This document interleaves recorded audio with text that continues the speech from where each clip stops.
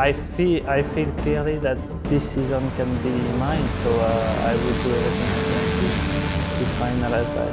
The number 3 takes victory in race 1, an epic win. MX on 74, the burst into life here in Magdeburg. It's going to be a very interesting first turn. And Cairoli ran the outside, and he and Coldenall both go down. Yeah, everything was going good, and then I had one big mistake. And... Oh, Ben Watson! Off the side of the bike, and Italy are going to be crowned world champions.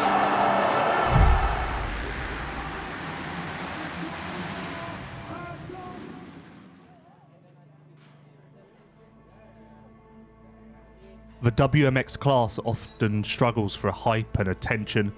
That changed when Courtney Duncan came into the picture.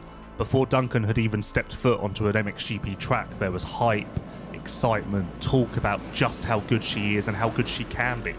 And she backed all of that up by going 1-1 in her first WMX event. So I got my first bike when I was 7 years of age, and at that point it was kind of, just a hobby and something I did because my friends did. And it wasn't until I was about 12 or 13 I caught it on TV. At the time in New Zealand we had some pretty big superstars like Catherine Pram, Josh Coppins, Ben Townley overseas, killing it on the world stage. And from that point it probably, twisted my arm and made me think that's what I want to do. One day I'm, going to be in that position, and one day I'm going to be going for a world title, and surely enough, 10, 15 years later, here I am. So Duncan now in second position and going after Livia Lancelot. Well, there's been a lot of hype around this young 20-year-old from the South Island in New Zealand. Around the outside, good drive there, and goes through the inside. Great move there from Courtney Duncan, who now leads at the end of the 4th lap, and she goes past Livia Lancelot. Will she be able to get her head down here now and take off at the front of the field? Final turn, checkered flag about to be raised for the first time of the year, and Courtney Duncan picks up 25 points, wins Moto number 1 here in Qatar. Get ready to go racing for the second time here. WMX race 2, round 1 in Qatar. So Duncan leads the way here on the very first lap in WMX race 2. 151, the JCR Yamaha rider from New Zealand, makes it a perfect evening here in Qatar. She double moto wins here at the opening round, and that is a big win for her. Oh, it's bittersweet right now. I'm over the moon. It's been a tough week, and coming in, you don't know what to expect. It's the first time I've ever been to a GP, let alone race 1. So just stoked to be able to be here, and I couldn't have done it without, obviously, my family. My dad's here, well, stepdad's here, and he's been unbelievable this week. Everyone over home's been just behind me so much. Obviously, my team. I raced Courtney when she was on I first saw her ride when she was on a 65, and she lined up in a women's race in Christchurch in New Zealand. And at that time I was leading all of the championships and winning everything. So yeah, she wasn't competitive because she was on a 65. I think I was on a 125 or a 250F. And but I do remember watching her ride and thinking, she's something special. Actually, her last name obviously Courtney Duncan, and she used to have short little hair and looked like a little boy, and we used to think, is it Courtney Duncan or Duncan Courtney? So that was like the inside joke. And but yeah, she's actually, now the way she rides in Europe is probably at 80% or 70% of her ability, because she just wants to finish races now after losing all those championships due to just bad luck, like she's had a photographer walk in front of her. And we've got Duncan, our race leader, is down, and she's taken a hit trying to sort her visor out on her helmet. Yeah, the girls cut the track 1 year, and it's been a disaster. And then she was made to race an MX2 race in France and broke her foot without even crashing, so she's lost a lot of titles through bad luck. And now she kind of just does everything she can to stay on the bike and win the titles rather than go all out there. But when she rides at 100% without worrying about anything else or looking at the bigger picture, she's, I think, even 5, 6, 7 seconds a lap faster. She rides that much toned back now. So when she sets the fastest lap time in time practice in the women's class this year, we know she can do that lap every single lap. That's not one fast lap, that's her pace. When Courtney Duncan finally won a WMX championship in 2019, it wasn't a case of being excited and surprised. It was more of a case of being like, finally. Because everyone in the paddock knew that Duncan was deserving of a WMX title. Misfortune just kept standing in her way. And she is the 2019 FIM Motocross World Champion. And finally, she's done it. And I'm lost for words, just, it's indescribable. I come out and I won my first race, and man, I expected big things out of myself and everyone around me also, and I just had to take my time and learn from all these mistakes and failures, and when we felt like quitting, we kept going, and here we are, world champion. So when she finally got it done in 2019, it was more of a sigh of relief for everyone there that finally this impressive, amazing rider has got the job done. Duncan is similar to Jeffrey Hurlings in a lot of ways, where when she is healthy, when she is at her best, few people in the world think she can be beaten to a championship, and we've seen that now in 2019, 2020. Here is Duncan, the #1 DRT Kawasaki. Third is enough to be crowned world champion for a second time. This one's for everyone, you know, you just can't do this alone, so thank you. Yeah, I don't know whether it's WMX or anything, but any world champion on a team is a plus if you market it right. You know, there's an audience for everything, and you know, for any product to be able to say, you know, they have a women's world champion is sort of demographically correct at the moment. I think it was so tough because in 2016, my first pro race, I'd already set the bar so high for myself, coming out winning on debut, and you know, you think to yourself at the time, oh, this is going to be, you know, a little bit of a walk in the park, but you're just so naive and you're so young and you have so much to learn, and I made mistakes along the way, and I'm going to be honest and put my hand up and say a lot of them were my own fault. Just made stupid mistakes at costly times, and in the end they cost me race wins and cost me points, and ultimately that cost me championships. So I think I just had a lot of growing up to do, but it definitely tested me a lot. It tested the resilience, and there was times when I lay in bed, especially after losing that first World Cup with the injury, and thinking, do I want to do this? Do I want to keep going? But looking back at it, yeah, I'm definitely glad I did, and it's just something that you have to persevere with the time and learn from the lessons, and I can say it all paid off. Check out those lines in the sight and lap, okay? Because there's a few different lines that they weren't taking in practice. That you can go inside a little bit more, even coming along the pit lane straight as well. They're going quite far out. I think you can come in a bit more here.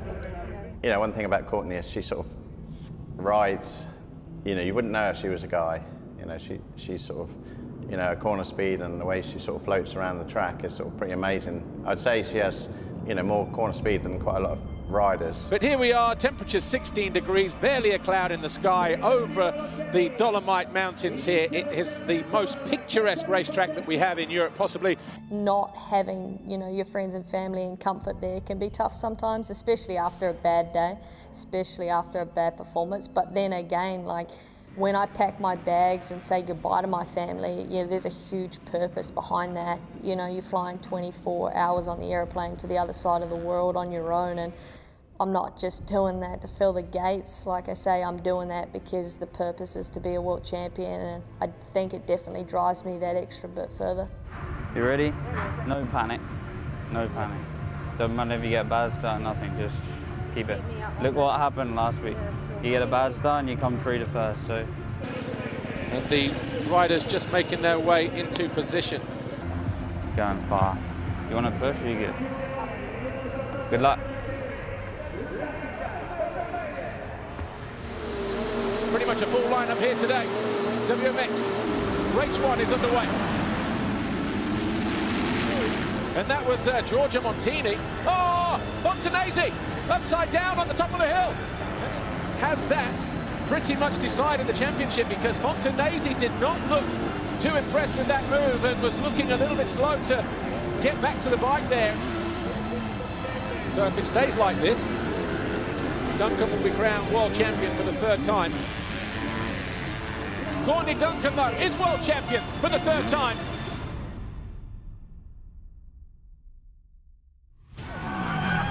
Well, she puts all of that to bed here, and she can celebrate as a world champion for the third successive time. What a feeling, man, to do it 3 times in a row, you know, with the same team, the same brand is, it's amazing. Words don't describe it.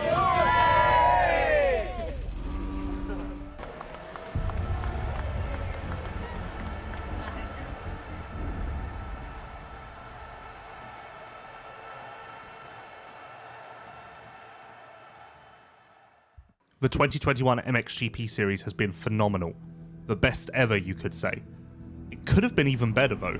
We were missing a star in Jeremy Sewer. He was on track, sure, but he dealt with so many obstacles throughout the season, mainly illnesses, sickness, that just stopped him from reaching his highest level until the very end. Imagine if he had been healthy the whole time. We could have had another rider in this phenomenal 5-way title fight. Yeah, it's just amazing, you know, to, you know, experience this kind of stuff, doing our job, doing my job as an athlete, and using, you know, the 3 days to find some places like that, and you know, find some freedom for your mind, you know, get some rest and really be by yourself, enjoy the view, enjoy the nature, because nature has a lot of strength, you know. It's quiet here, you don't hear any noise, and it's just amazing to be here, and it gives me a lot of mental strength, and calms me down, clears my mind, and once I hit the trails back down, it's back to action mode, and I feel like I have all the energy again to line up on the start gate and perform. It's a chilly day here in Trentino for this 16th round. Jeremy Sewer as relaxed as ever. He's there in 6th place in the championship, 13 behind Tony Calderoni now. If the last 2 rounds have been anything to go by, then we are definitely going to be spoiled by the time we leave. 5 seconds. Who is it going to be that grabs that foxhole shot here? MXGP Race 1. Middle of the gate, it's one of the Yamahas. It's Sewer. He's got his teammate Koldenhoff behind him. Febra's in there as well, so too Prado. Sewer leads the way by 2 seconds over Prado. Koldenhoff trying to go around the outside in third. Guy Safor, the Monster Energy Yamaha rider, in control right from the very first lap. Last race win was race 1 here, the penultimate round last year. The gap all of a sudden coming right down. We are going to have a last lap showdown. It's only 2.2 seconds between Sewer and Febra. Oh! Febra down! Pushing too hard! Jeremy Sewer is going to take his first win of the season, his first win in a year, his 11th career race win. Jeremy Sewer, take a bow. Yeah, as I said, after the first moto, you know, MXGP at the moment is tough, especially those 3 battling for the title. They go all in, they have to, so I try to do my best, and to win a GP, I'm speechless right now. I've never felt like this for a while, and it's amazing, you know. I won a GP last year, but it wasn't the same. Now I crossed the finish line and I knew this one is mine, and it's incredible. A big thanks to all around me, especially like my mechanic. He's working day and night for me, and he brought me back where I am now, and now this is amazing. Thanks all of you.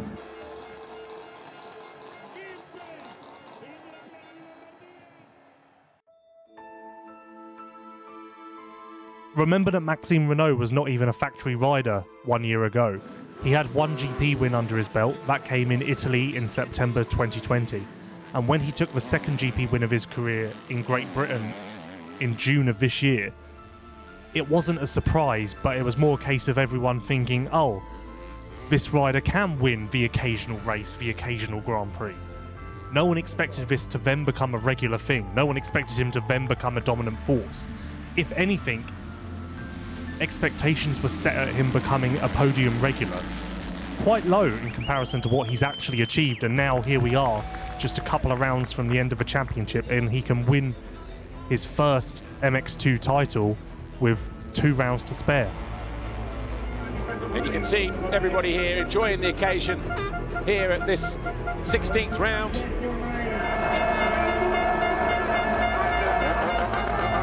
Well, as the atmosphere continues to build, let's take a look at the top 5 in the championship as we head into MX2 Race 2. Maxime Renault now 101 points clear of Diogo Geerts, which means if he finishes ahead of Geerts and Vial, he can be crowned world champion here today. MX2 Race 2, all eyes towards the right-hand side, centre of the gate, and once again, Tom Vial in there, Renault to the outside. He's at the inside of his teammate, Beniston, and Diogo Geerts in there as well. And the lead has changed hands. Renault leads on lap 5. It's been a tough journey for him to overcome the injuries, the adversity, to turn it around, to continue to work hard. He can't believe it. And Maxime Renault will round out the final turn. He has realised his lifelong ambition. He is crowned MX2 World Champion. And he does it with a win. He does it with the Grand Prix victory.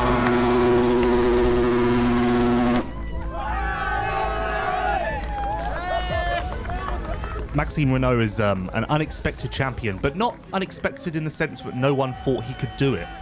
Unexpected in the sense that it happened so quickly. I don't think even Yamaha, the contracts prove it. Yamaha didn't expect him to win this soon. No one did, let alone by such a healthy margin. Winning with 2 rounds to spare is no joke, but that speaks to just how phenomenal he's been this year. I've been through so much tough moments and really big injury a couple of years ago, and could never even dream about that. And now today I'm here, I'm world champion, and yeah, just could make it happen with such a great team with Yamaha, Monster Energy. So I'm just the happiest today.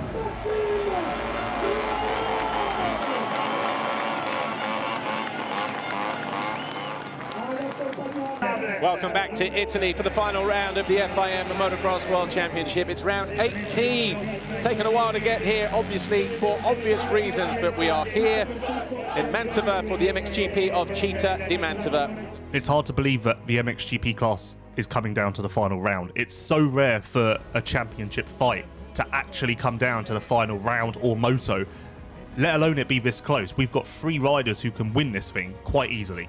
They're all capable, they've all proven they're capable. There is no way to predict how this thing is going to go, and that means it's an exciting time to be a fan. I've been really impressed with Febvre this season. No matter what happens, no matter if he wins this championship or not, this has been a real resurgence for him. He's going to have to go through Jeffrey Hurlings, and that's a rider that no one wants to face in a title battle. People from the outside see him as quite a special guy. I mean, one that's maybe quite hard to crack, let's say, and kind of work out. For me, when I was in the 250, I was able to train with him together with Jackie, and yeah, we just got along good. I mean, there was no competition between us, you know, we was in separate classes, and yeah, just had a great friendship actually, and was able to work together really good, you know, on the track, off the track, with cycling. And yeah, I think he's one of those guys for me who is straight. He's not about all the bullshit of you need to be on this program and eating this, and he's just straight. He focuses on his job and gets it done. I came there and I knew this guy became world champion, so he's good at something, you know. So I tried to watch him and see what he does, and he did do his thing. This is what I learned. Like, didn't matter what happened, who was there, what influenced him, negative things. He just followed his path, and he didn't turn left or right for anybody. He just hold his line, and I think that's what is making him good. And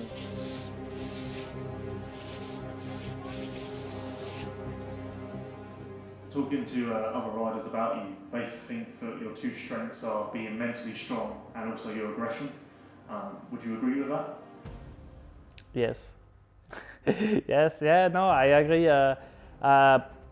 And like you say also, I had some many bad years, bad injury, and sometimes I wasn't good enough.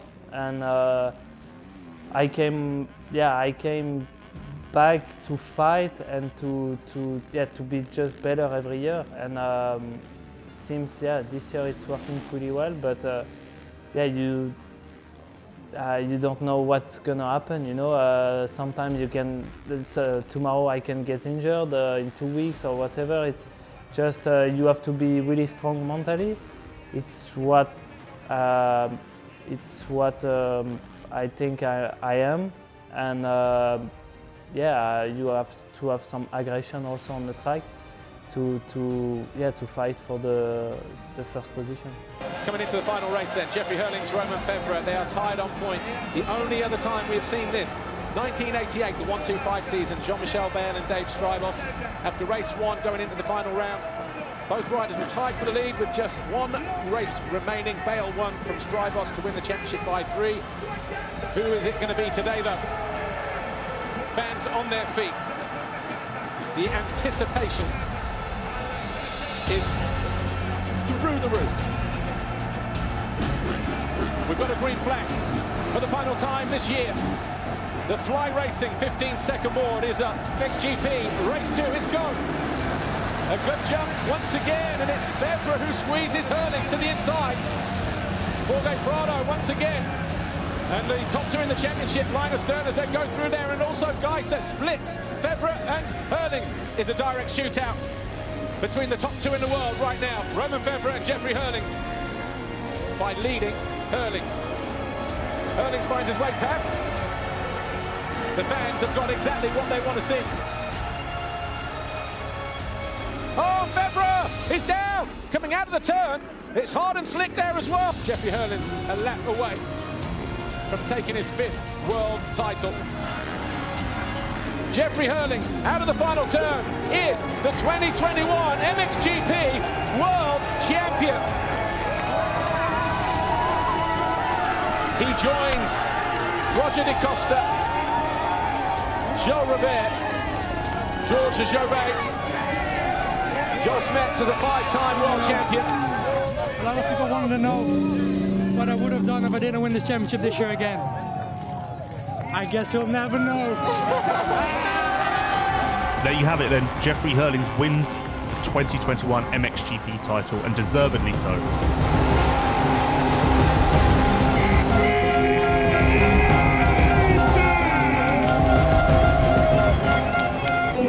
Yeah, I feel mad to myself for sure, but that's racing. It's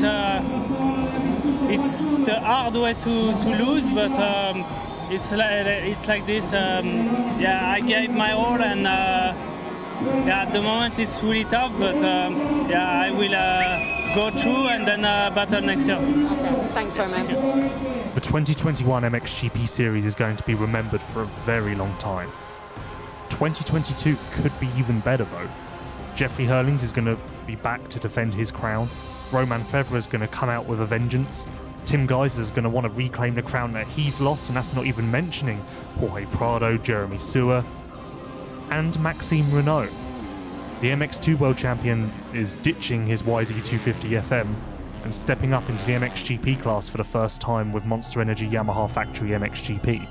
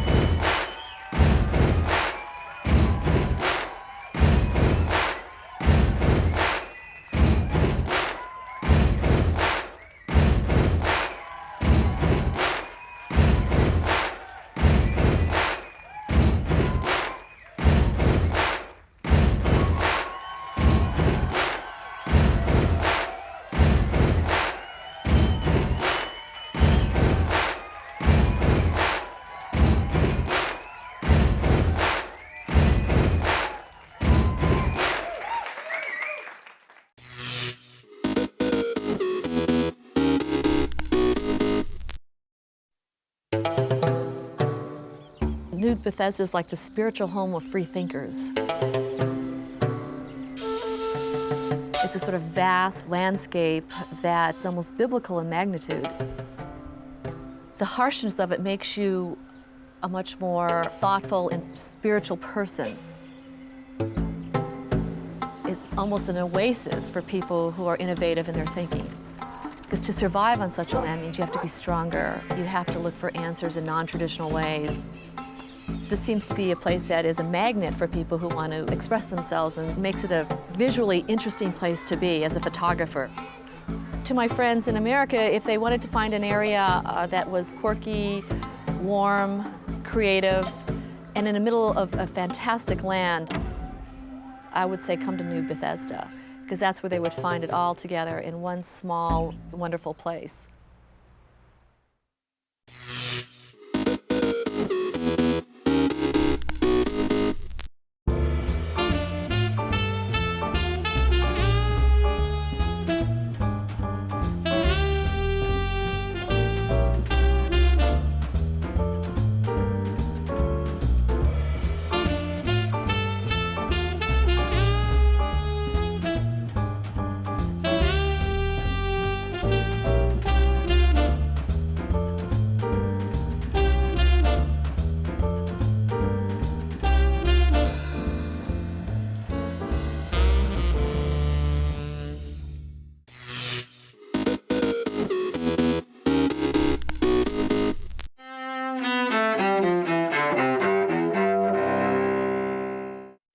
Of the Soviet military buildup on the island of Cuba. October 22nd, 1962.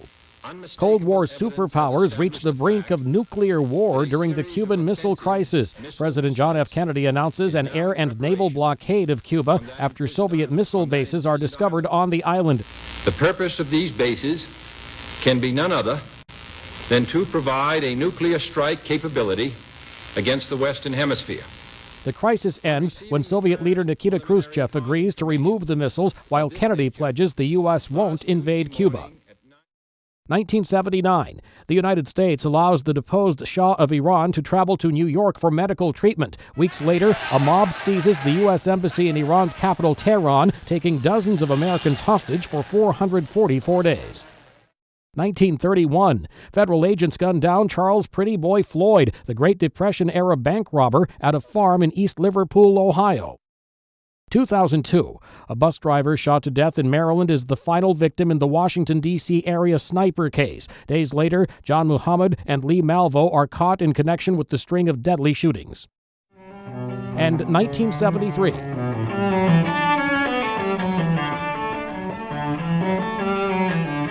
Pablo Casals, the Spanish-born cellist, conductor, and composer, dies in Puerto Rico. He was 96. Today in history, October 22nd. Mike Gracia, The Associated Press.